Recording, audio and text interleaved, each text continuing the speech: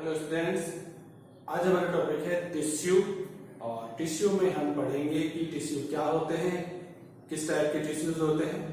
तो सबसे पहले बात करते हैं कि पिछले चैप्टर में हमने पढ़ा था कि सेल क्या होता है। तो सेल्स हमारी स्ट्रक्चरल एंड फंक्शनल यूनिट होती है, ये तो हम जानते हैं। तो cell structural and functional unit होती है। तो सेल्स जब ग्रुप में होती है, जब सेल्स आपस में जुड़ जाती है, सिमिलर सेल्स जब आपस में जुड़ जाती है, एक जैसे सेल्स, तो वो टिश्यू को फॉर्म करती है। देन टिश्यू क्या है? एक ग्रुप ऑफ सेल। ये ग्रुप ऑफ सेल है। दूसरी बात कि ये जो ग्रुप ऑफ सेल्स है वो स्ट्रक्चर्स में सिमिलर होती है ना। ऐसा नहीं है कि अलग अलग प्रकार की जो सेल्स है स्ट्रक्चर्स उनका एकदम अलग है और वो ग्रुप हो गई और उन्होंने टिश्यू फॉर्म कर दिया। नहीं, सिमिलर स्ट्रक्चर्स की जो सेल्स हैं वो ग्रुपिंग होके टिश्यू को फॉर्म करती है, टिश्यू बनाती है। दूसरी बात कि ये जो सेल्स हैं ये work together to achieve a particular function. वो एक साथ कार्य करती है एक पर्टिकुलर फंक्शन को करने के लिए। तो एक बात होगी, जो टिश्यू होता है वो सिमिलर स्ट्रक्चर्स की सेल से मिलकर बनता है, और दूसरा वो एक साथ एक जैसा कार्य करती है, तब मिलकर वो टिश्यू बनता है। अब आइए देखें कि टिश्यू किस किस टाइप के होते हैं। तो बात करते हैं प्लांट्स की एंड एनिमल्स की। तो प्लांट्स में जो टिश्यू होंगे वो दो प्रकार के होंगे, टू टाइप्स के होंगे, meristematic tissue and permanent tissue. तो प्लांट की टिश्यू को इन टू कैटेगरीज में डिवाइड किया है, meristematic tissue and permanent tissue. और एनिमल के टिश्यू उनको 4 कैटेगरीज में डिवाइड किया है। Number 1 epithelial tissue, number 2 connective tissue, number 3 muscular tissue and 4 nervous tissue. अब इन टिश्यूज के बारे में आज हम अपने इस चैप्टर में एक एक करके पढ़ेंगे। अब हम बात करेंगे प्लांट टिश्यू के बारे में। देन प्लांट टिश्यूज को 2 कैटेगरीज में आगे डिवाइड किया, अभी बताया था आपको, meristematic tissue and permanent tissue. अब मेरिस्टेमेटिक टिश्यूज भी फर्दर 3 टाइप्स होते हैं अकॉर्डिंग टू देयर लोकेशन, मतलब वो कहां पाए जाते हैं उसके आधार पे मेरिस्टेमेटिक टिश्यू 3 टाइप्स के होते हैं। Number 1 apical meristem, lateral meristem and intercalary meristem. ये उनकी पोजीशन के हिसाब से 3 कैटेगरीज में बांटा है। अभी इनको ध्यान रखो, फिर मैं इसके बारे में अच्छे से अभी समझाऊंगा। अभी सिर्फ नाम ही बता रहा हूं। और परमानेंट टिश्यूज 2 टाइप्स के होते हैं, simple permanent tissues and complex permanent tissues. Then simple permanent tissues को आगे 4 कैटेगरीज में बांटा है। Number 1 parenchyma, B collenchyma, C sclerenchyma, D epidermis. Then parenchyma, collenchyma, sclerenchyma and epidermis. और complex permanent tissues further 2 types, xylem and phloem. ये एक tissues का, plant tissues का चार्ट है। अब इसमें एक एक पॉइंट्स के बारे में हम डिटेल में अभी डिस्कस करते हैं। सबसे पहले बात करते हैं मेरिस्टेमेटिक टिश्यूज के बारे में। देन मेरिस्टेमेटिक टिश्यूज, उसकी कुछ लक्षण हैं और ये जान लें कि मेरिस्टेमेटिक टिश्यूज और परमानेंट टिश्यूज में क्या फर्क है। सबसे पहले तो मेरिस्टेमेटिक टिश्यूज पर, मेरिस्टेमेटिक टिश्यूज वहां होते हैं जहां पे सेल्स लगातार कंटिन्यूअसली डिवाइड होती रहती है। मतलब ये जो सेल्स हैं इसमें कैपेबिलिटी होती है डिवीजन की, कैपेबल ऑफ डिवीजन, वो डिवाइड होने की भी कैपेसिटी रखती है, क्षमता रखती है, विभाजित होती है वो सेल्स। तो आप जानते हो कि जैसे हम एक एक्सपेरिमेंट करते हैं कि एक ओनियन बल्ब लेते हैं और जब उसको कार्टून में रखते हैं तो वो ओनियन बल्ब के अंदर से रूट्स निकलती है ना। तो रूट्स निकलती है, तो रूट्स कहां से निकली ये आप जाने। तो रूट्स लगातार कंटिन्यूअस सेल डिवीजन से निकली। तो इसी तरीके से कोई भी एक पौधा जब बनता है तो रूट्स और शूट्स निकलते हैं उसमें से। तो वो रूट्स और शूट्स सेल्स के डिवीजन से निकलते हैं। तो वो क्षेत्र, तो ये किसके कारण, वो जो सेल्स है जो डिवाइड होती है वो मेरिस्टेमेटिक टिश्यूज की सेल होती है और वो कंटिन्यूअसली डिवाइड होती है। इसके कारण सेल्स क्या करती है, मतलब सॉरी प्लांट क्या करता है, लंबाई में बढ़ता है और मोटाई में बढ़ता है। यानी प्लांट की ग्रोथ इसके ऊपर डिपेंड करती है, मेरिस्टेमेटिक टिश्यूज के ऊपर प्लांट की ग्रोथ डिपेंड करती है। तो ये ग्रोथ इन प्लांट्स में ग्रोथ के लिए मेरिस्टेमेटिक टिश्यूज रिस्पॉन्सिबल है, जिम्मेदार है। दूसरा, सेल रिमेन फॉरएवर यंग। इसकी जो सेल्स है, मेरिस्टेमेटिक टिश्यूज की जो सेल्स है वो हमेशा के लिए यंग रहती है, मींस वो डेड नहीं हो जाती। तो दूसरी जो परमानेंट टिश्यूज की हम बात करेंगे उसमें सेल्स क्या हो जाती है, डेड हो जाती है, जबकि meristematic tissues remain forever young. और वो यंग भी इसलिए रहेगी क्योंकि वो कंटिन्यूअसली क्या करती है, डिवीजन करती है। Divide through actively through out the life, ये पूरी लाइफ मतलब प्लांट्स की पूरी लाइफ तक ये डिवाइड होती रहती है। अब मेरिस्टेमेटिक टिश्यूज की सेल्स किस प्रकार की होती है वो हम देखते हैं। मेरिस्टेमेटिक टिश्यूज कैसी होती है, उसकी सेल्स कैसी होती है, तो हम देखते हैं। ये मैंने मेरिस्टेमेटिक टिश्यूज की सेल्स का एक डायग्राम बनाया है। इसमें आप देख पा रहे हो, पहले इस डायग्राम को समझ लीजिए कि डायग्राम में क्या, ये है न्यूक्लियस और around it this is the cytoplasm, है ना। ये न्यूक्लियस है बीच के और ये साइटोप्लाज्म है। तो आप देख रहे हो न्यूक्लियस, उसमें क्या है, न्यूक्लियस बड़ा है, बिगर है ना। और इन सेल्स के बीच में कोई जगह खाली है क्या, कोई एक दो सेल्स के बीच में कोई स्पेस है, नहीं है। तो इनके बीच में कोई स्पेस नहीं है, no intercellular space. Large nuclear और साइटोप्लाज्म इसमें बहुत ही घना होगा, यानी डेंस होगा साइटोप्लाज्म, और ये बहुत ही स्मॉल सेल्स होती है, ठीक है। तो इसकी कुछ विशेषताएं हैं, यहाँ आप देख लीजिए, ये इसकी विशेषताएं सेल्स की। सबसे पहले स्मॉल सेल्स, छोटी होती है ये सेल्स। थिन सेल वॉल इसकी क्या होगी, पतली होगी, मोटी नहीं होगी। क्यों, क्योंकि ये कंटिन्यूअसली डिवाइड करती है, तो डिवाइड करने के कारण इसकी सेल वॉल उसमें रिक्वायरमेंट है कि वो पतली होनी चाहिए, तो पतली है। लार्ज सेल न्यूक्लियस बड़ा है, ये भी इसके डिवाइड होने के गुण के कारण है कि उसमें न्यूक्लियस बड़ा होना चाहिए, तो इसके कारण ये लार्ज सेल न्यूक्लियस। एब्सेंट और स्मॉल वैक्यूल्स इसमें नहीं है, कोई रिक्तिका या वैक्यूल्स उपस्थित नहीं है या एब्सेंट है, या होगी तो बहुत ही स्मॉल होगी। नो इंटरसेलुलर स्पेस, कोई इंटरसेलुलर स्पेस नहीं है। वेरी एक्टिव, ये सेल्स बड़ी एक्टिव होती है, कंटिन्यूअसली डिवाइड होती रहती है।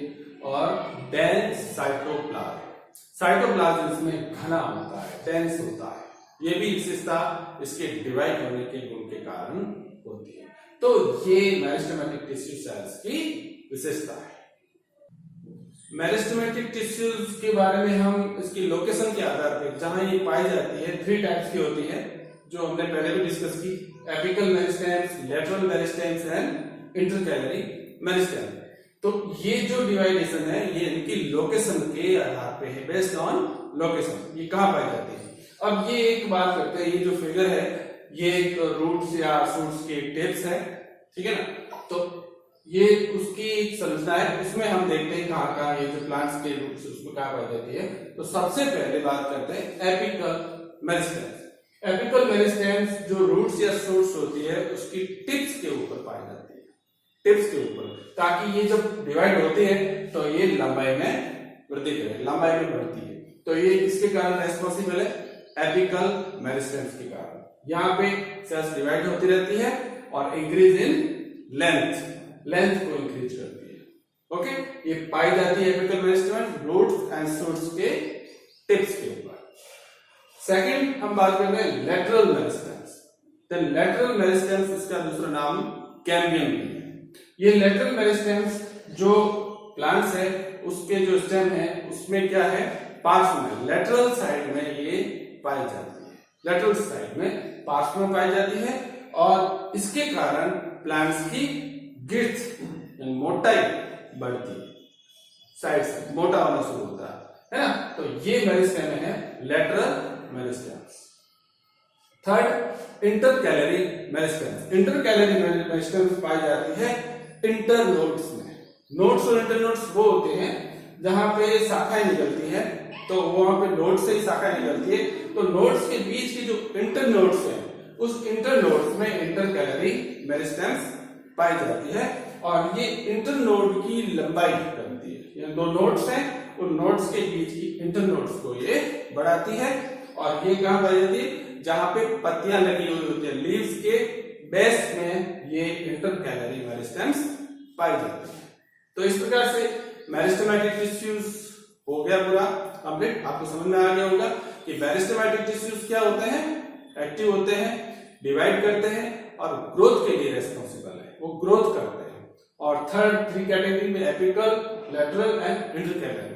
एपिकल क्या करती है, लेंथ में इंक्रीज करती है, लेटरल ये मोटाई में बढ़ती है और इंटरकैलरी इंटरनोड्स की लंबाई बढ़ाती है।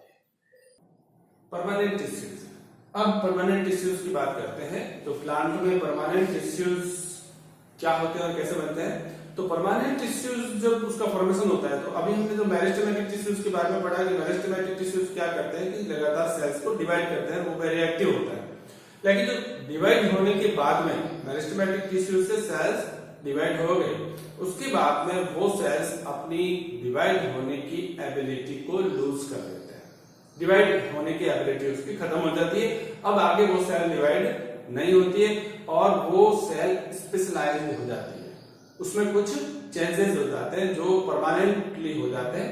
तो मेरिस्टेमेटिक टिश्यूज डिवाइड होकर जो सेल्स बनाती है, वो cells lose the ability to divide, वो सेल्स आगे डिवाइड नहीं होती है, उसकी एबिलिटी डिवाइड होने की खत्म हो जाती है और वो permanent shape, size and function करती है। तो जो permanent shape, size and function के लिए वो स्पेशलाइज्ड हो जाती है, तो इसको कहते हैं डिफरेंशिएशन। डिफरेंशिएशन तो डिफरेंशिएट हो जाती है cell. Meristematic cells, meristematic tissue से जो सेल डिवाइड हुई वो आगे परमानेंट शेप और साइज और फंक्शन के लेती है और परमानेंट टिश्यूज को फॉर्म करती है, फिर वो परमानेंट टिश्यूज बना देती है। अब हम प्लांट टिश्यूज के ये ट्रांसफर सेक्शन के बारे में हम देखेंगे। ट्रांसफर सेक्शंस वो होता है, ये फिगर है जब हम प्लांट की किसी टहनी या पौधे की टहनी को लेकर ब्लेड से उसको ट्रांसवर्सली स्लाइस काटते हैं और स्लाइस को काटकर उसको सैफरनिन में डालकर फिर सैफरनिन से अभिरचित करके उसको हम माइक्रोस्कोप पे जब देखेंगे, उसकी पतली थिन स्लाइस को माइक्रोस्कोप में देखेंगे तो हमें ऐसा फिगर दिखाई देगा, यानी इस तरीके के सेल्स हमें दिखाई देंगे। किसी भी प्लांट्स जो उसको हम स्लाइड बनाएंगे तो इस तरीके से फिगर होगा, इसमें सारे जिसके सेल्स के टिश्यूज है वो हमें दिखाई देंगे। एक बार इस चित्र को अच्छे से आप देखिए, समझिए कि क्या है ये। सबसे पहले शुरुआत करते हैं ऊपर से। प्लांट्स में बारीक जो आउटग्रोथ निकली हुई होती है वो होती है एपिडर्मल हेयर, है ना। एपिडर्मल हेयर जो बारीक रोम के आकार की आउटग्रोथ होती है वो होती है एपिडर्मल हेयर। और बाहर, सबसे बाहर ये एक वैक्सी मोमी एक क्या होता है, लेयर होती है, वो होती है क्यूटिकल, उसको क्यूटिकल कहते हैं, ये वो लेयर है। और फिर इसके नीचे ये एपिडर्मिस कहलाती है और एपिडर्मिस वन सेल की, एक सेल की लेयर होती है, मतलब सॉरी वन लेयर होती है सेल्स की। इसमें एक 2 या 3 लेयर्स एपिडर्मिस में नहीं होती है, only one layer of cells होती है। इसके नीचे ये जो सेल्स हैं कुछ लेयर्स होती है, वो होती है कोलेनकाइमा। कोलेनकाइमा यहाँ पे आप देख रहे हैं कोलेनकाइमा में, जिसमें कॉर्नर पे ये थोड़ी सी थिकन है, थोड़ी मोटी है, कॉर्नर पे मोटाई है इसमें, और इंट्रासेलुलर स्पेस एब्सेंट है या फिर वेरी लिटिल इंट्रासेलुलर स्पेस इस कोलेनकाइमा में है, ठीक है। फिर आगे जो सेल्स की लेयर होती है वो है क्लोरेनकाइमा।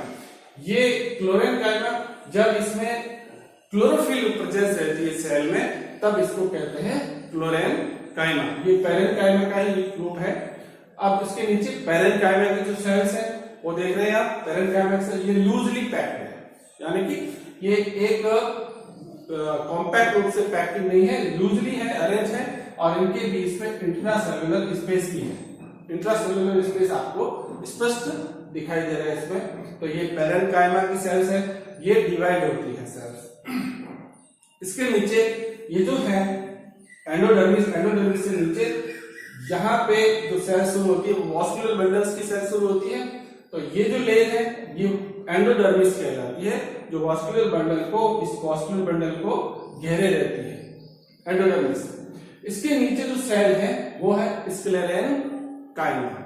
स्क्लेरेनकाइमा की सेल्स आप देख रहे हैं, ये वॉस्कुलर बंडल के चारों ओर होती है, around the vascular bundle, sclerenchyma.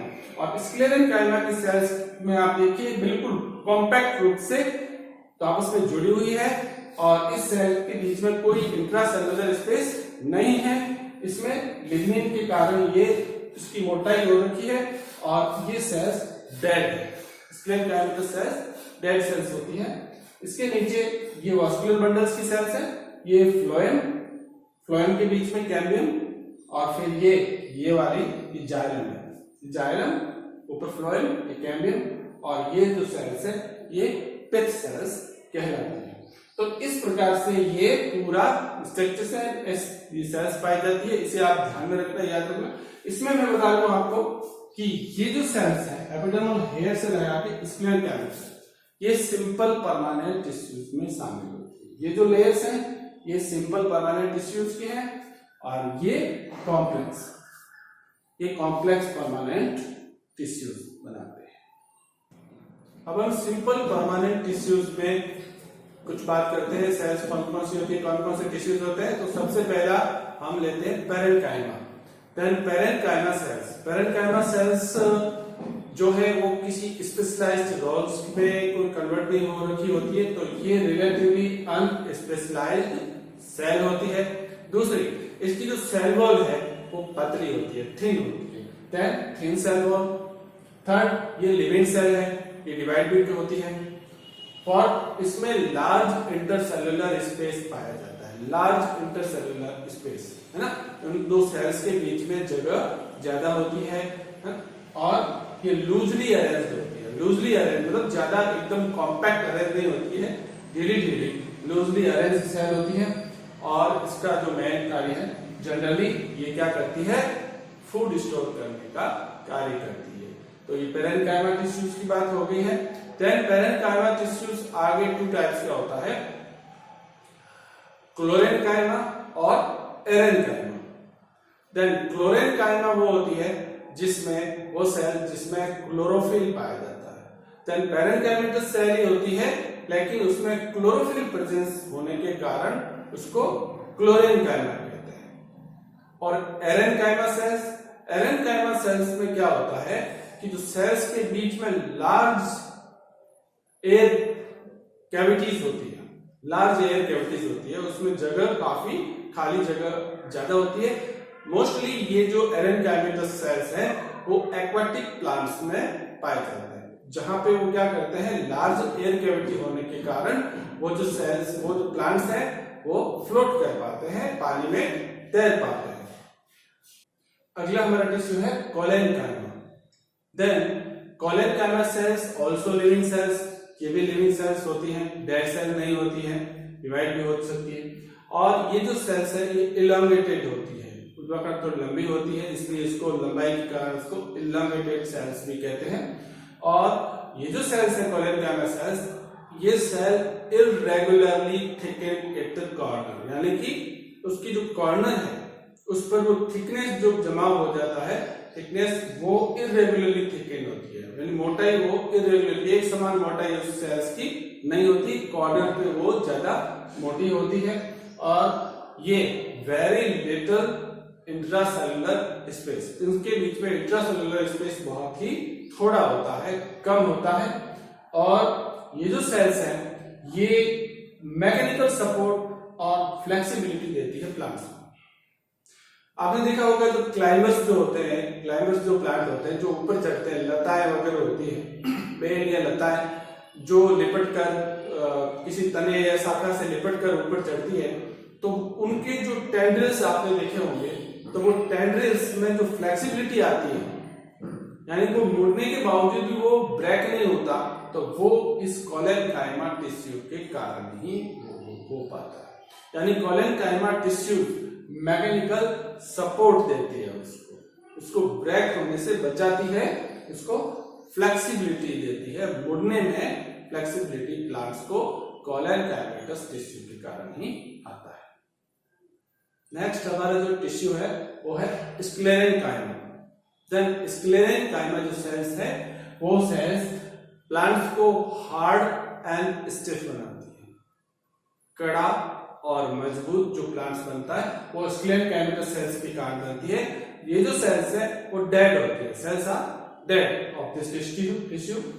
और इन सेल्स में लॉन्ग एंड नैरो, ये जो सेल्स होती है लॉन्ग, लंबी और नैरो, संकरी हो जाती है। संकरी नैरो इसलिए हो जाती है क्योंकि इसकी जो वॉल है, दीवार है, इसकी जो दीवार के ऊपर लिग्निन के कारण थिकनेस आ जाती है। लिग्निन की का जमा हो जाता है जिसके कारण इसकी दीवारें मोटी हो जाती है और ये जो सेल्स नैरो एंड लॉन्ग हो जाती है।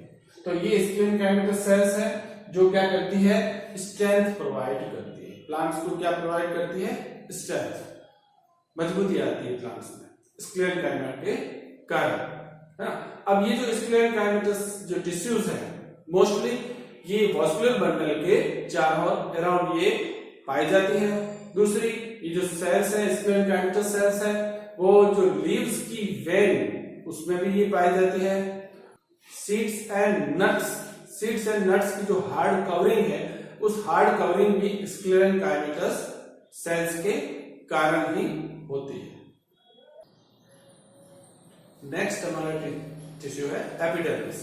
अब हम एपिडर्मिस के बारे में बात करते हैं कि एपिडर्मिस क्या है।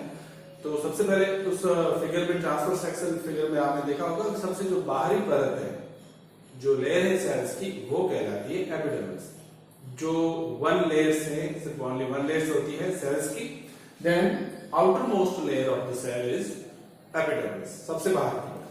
और एक बात, ये जो बाहरी जो परत है इनके बीच में विदाउट इंटरसेलुलर स्पेस, इनके बीच में इंटरसेलुलर स्पेस नहीं होता, दो सेल्स के बीच में जगह नहीं होती है। दूसरा, usually made up of single layer, ये सिर्फ एक सिंगल लेयर बनाती है और ये रिलेटिवली फ्लैट सेल होती है, इसको फ्लैट आकार की होती है ये सेल्स। देन एपिडर्मिस जो सेल्स होती है, लीफ के फिगर में आप देखते हो कि एपिडर्मिस लीफ में दो होती है, एक तो अपर एपिडर्मिस, दूसरी लोअर एपिडर्मिस। दो एपिडर्मिस कहलाती है ना। दोनों ही ऊपर की तरफ भी वन लेयर है सेल्स की और नीचे वाली एपिडर्मिस में भी वन लेयर है सेल्स की। ओके, अब इसमें अपने लीफ में आपने ये भी देखा होगा कि स्मॉल पोर्स पाए जाते हैं। जो लोअर एपिडर्मिस है उसमें स्मॉल पोर्स पाए जाते हैं, छोटे छोटे रंध्र होते हैं जिनको कहते हैं stomata. These small pores are called stomata। और जो स्टोमेटा है वो दो सेल्स से एनक्लोज्ड है, दो सेल्स से घिरी हुई है। इस दो सेल्स को कहते हैं गार्ड सेल्स और ये किडनी शेप्ड होती है, किडनी के आकार की होती है ये कहलाती है गार्ड सेल्स, जो स्टोमेटा को रेगुलेट करती है, नियंत्रित करती है। उसको खोलना और बंद करना ये गार्ड सेल्स के द्वारा होता है। अब ये जो टू गार्ड सेल संपोज स्टोमेटा, अब इससे होता क्या है स्टोमेटा से, एक्सचेंजिंग गैसेस। स्टोमेटा का कार्य ये है कि वो गैसों का एक्सचेंज किया जाता है प्लांट के द्वारा। कार्बन डाइऑक्साइड और ऑक्सीजन का एक्सचेंज होता है। और दूसरा ट्रांसपिरेशन, दूसरा स्टोमेटा का कार्य है ट्रांसपिरेशन। ट्रांसपिरेशन में क्या होता है कि जो वाटर, जब एक्सेस वाटर होता है प्लांट्स में तो वो बूंदों के रूप में निकलता है, यानी कि एक्सेस वाटर लूज होता है। ये जो वाटर वेपर के रूप में पानी का बाहर निकालना, ये ट्रांसपिरेशन प्रोसेस होता है और ये स्टोमेटा के द्वारा होता है। देन ड्राई हैबिटेट्स मींस जहां पे बारिश नहीं होती है, वाटर अवेलेबिलिटी लो है, कम है, उन ड्राई हैबिटेट्स में क्या होता है कि वहां की जो प्लांट्स है उनमें एपिडर्मिस थिकर हो जाती है, यानी कि एपिडर्मिस मोटी होती है।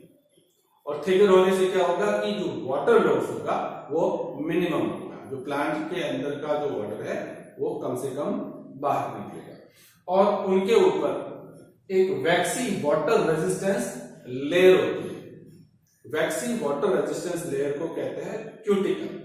और ये क्यूटिकल क्या करती है, क्यूटिकल प्लांट को डैमेज से भी सुरक्षा देती है और दूसरे इंसेक्ट्स और कोई फंजाई वगैरह है उनके आक्रमण से भी सुरक्षा देती है। और ये वाटर लॉस को भी मिनिमम करती है, वाटर लॉस भी नहीं होता है। एपिडर्मिस में हम आगे बात करते हैं कि एपिडर्मिस कि जो रूट्स की जो एपिडर्मिस होती है, रूट्स की एपिडर्मिस में रूट्स हेयर होते हैं, रूट्स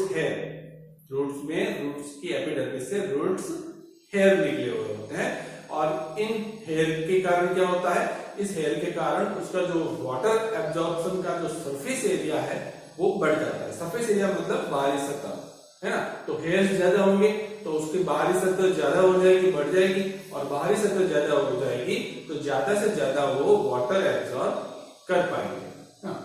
तो दूसरा ये है कि जब प्लांट मैच्योर हो रहा होता है, मैच्योर मतलब उम्र में जब बढ़ता है, प्लांट्स की ग्रोथ ज्यादा हो गई है, अब उसमें मैच्योरिटी आ गई है, तो मैच्योरेशन के समय सेकेंडरी मेरिस्टेम्स बनता है, और जो सेकेंडरी मेरिस्टेम्स की जो सेल्स हैं वो सारी कुछ लेयर्स की फ्यू लेयर्स ऑफ कॉर्क में कन्वर्ट हो जाती है, यानी वो सेकेंडरी मेरिस्टेम्स है जो कॉर्टेक्स में उपस्थित होता है और ये कन्वर्ट हो जाता है कॉर्क में।